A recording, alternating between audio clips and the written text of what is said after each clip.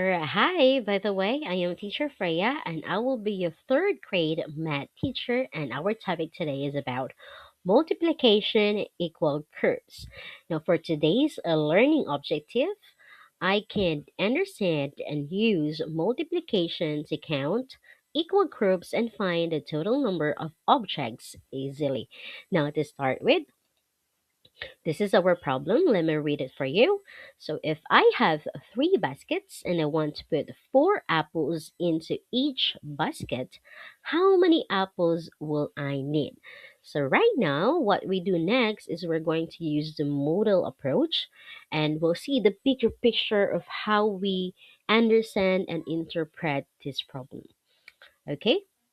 It's not actually necessary that you really have to draw a basket. You can assume it could be a box, it could be a circle, anything that you can represent the basket in easy way.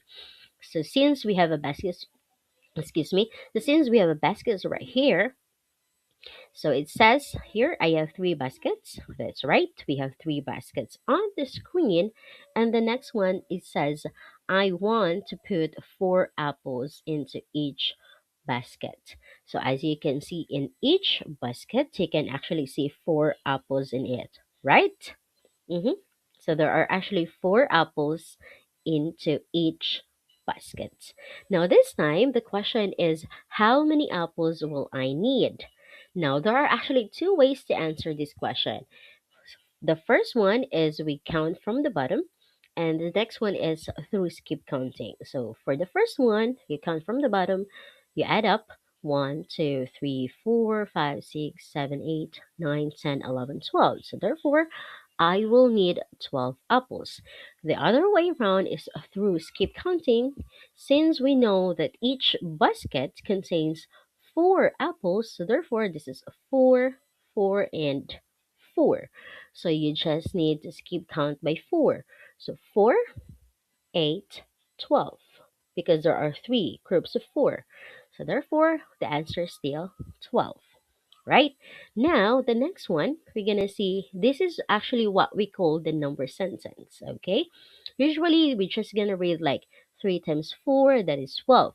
So, in other way around, we read this one as three groups. So, as you can see, we have three groups there, three groups of four. All right.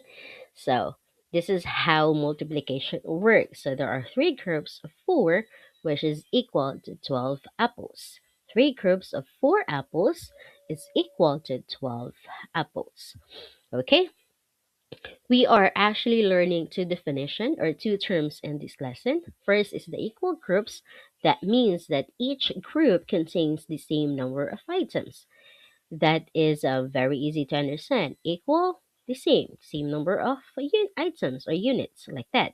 Now, when we say multiplication, that means that making more of something. When you multiply, you increase a number in a special way by joining equal groups. In other term, rather, we say multiplication is just a repeated addition. That's why in multiplication, I encourage my students to learn about skip counting so that multiplication will very smooth, sounds very easy for them if they are familiar with the skip counting.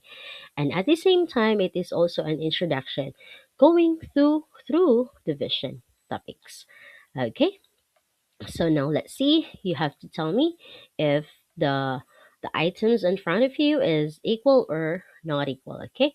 So basically we have two groups here, two tables, and the first group contains six cherries and the other one contains four cherries. Now, are these equal groups?